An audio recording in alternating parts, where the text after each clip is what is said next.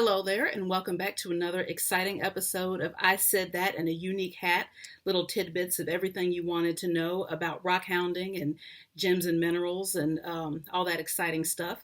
I am your host, Sean Wright Neely, and what do you think of these glasses? I think they're a little too Elton John, and I wanted to return them, but the company said just keep them, and I did. But they're kind of loud, kind of fun, but anyway, let me know in the comments what you think. And this turban is, I call this my rich old lady look. But anyhow, it's kind of a fun look. It's not what I'm used to. But anyway, I just thought it would be something flamboyant and fun to impress upon you the lesson that we are going to learn today, boys and girls. So, what are we going to talk about today? Well, today, boys and girls, we're going to talk about turquoise. Okay, turquoise. That beautiful robin egg blue, stormy sky blue mineral, opaque mineral. Remember I said that minerals are usually clear to translucent. Well, this is pretty much opaque. And I would call it a rock, but scientifically they call it a mineral. So we're going to talk about turquoise. So, okay. Turquoise is, it has been highly prized for about 5,000 years.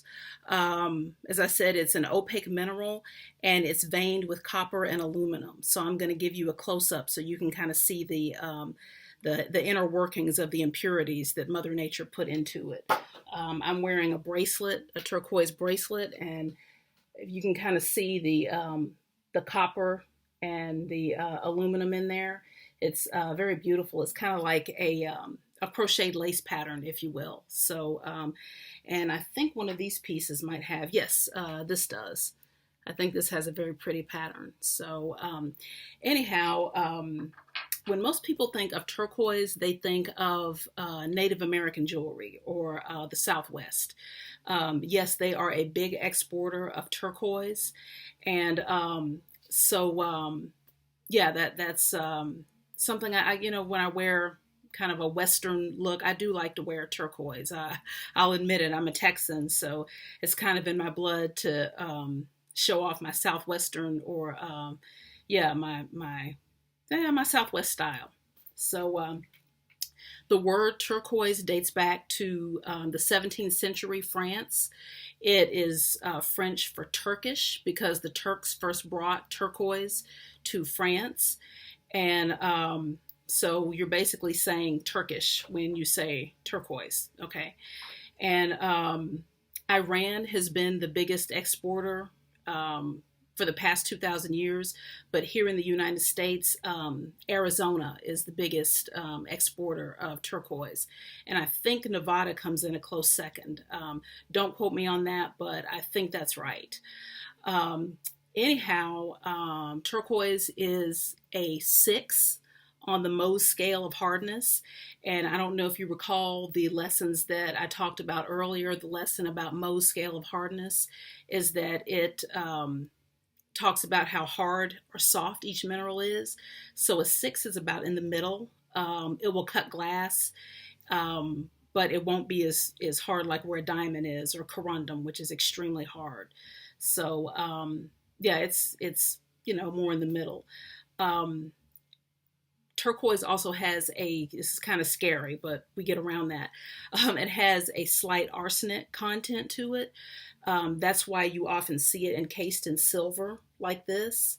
Or when I mess with it, or when I make a turquoise piece, I shellac it so it won't lay naked against the skin, because if you wear something with arsenic in it, unprotected, all day, every day, then yeah, you can poison yourself. It'll take a long time, but just to be completely safe. Most of the time, turquoise is encased in a metal, or is, like I say, I shellac it, so there's a protective coating. What else? And its sibling is called chrysocolla, okay? And that's what I'm wearing here on my neck. It's called chrysocolla, and they're very similar. I'd say they're Yeah, I'd say they're sisters. And it's often a paler blue, and turquoise is more of a, I guess you can see for contrast the difference between the two. Still very beautiful. If you want something a little more understated, you can go for chrysocolla. So, and turquoise is not always blue. Sometimes it's green instead of the stormy sky or robin egg blue. So the green is very pretty too with the copper and aluminum contrast, as I'm sure you've seen. So that wraps up pretty much my little lesson on turquoise, the notorious Southwestern mineral. I wanted to also tell you something very entertaining and interesting in rockhounding history. I couldn't believe this. This is so good that I had to share. So, okay, listen up good because this is juicy. All right. So, in 1896, a reverend said that he had a vision that God told him how to make an apparatus or a machine that would extract gold out of seawater. Okay. So he went into business with a jeweler to make this, the machine in the likeness of his vision, right? And so, so they make the machines, right? And they drop them in the seawater and leave them there overnight, make two or three or whatever. And lo and behold, when they wake up in the morning, there are gold nuggets in these machines. It worked. The machine extracted gold from the seawater. All right, so everybody's just ooh and ah and all this stuff, and they make some more machines, and they're working, and everybody is just so impressed, and people started buying more machines or wanting machines made and buying one, and people even bought stock in this company for these machines that extract gold from seawater. Okay. And it was called the Electrolytic Marine Salts Company. All right. So this went on for like a year or two, right? And the guy who set it, one of the guys who set it up said, okay, well, y'all are all good. You have your machines and all that stuff, and you know how to use them. So yeah, you don't really need me anymore. And so they bid him farewell, right? And all of a sudden, the machines just stopped working. Okay, well, surprise, surprise. I wonder what happened. Come to find out that old boy had a friend who was a deep sea diver, and he would dive down to where these buckets were and plant gold nuggets into these machines. And that's how they pulled this off. And anyway, they never found the scammer. He was long gone. He made, I think it was like $200,000 in this scam, which is worth millions today, in 2020.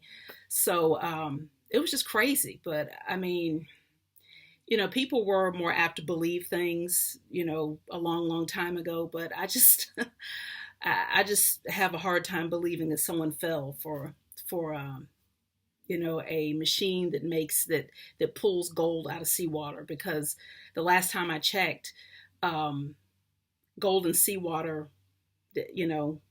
they have nothing to do with each other. So that's what I'm trying to say. But anyhow, I thought that was very interesting and kind of funny, so I had to share it. So the last thing we're going to do, boys and girls, is do the infamous drawing. I'm going to give away 2 pieces of amethyst hunks, and so we're going to do that drawing, and then we'll wrap it up.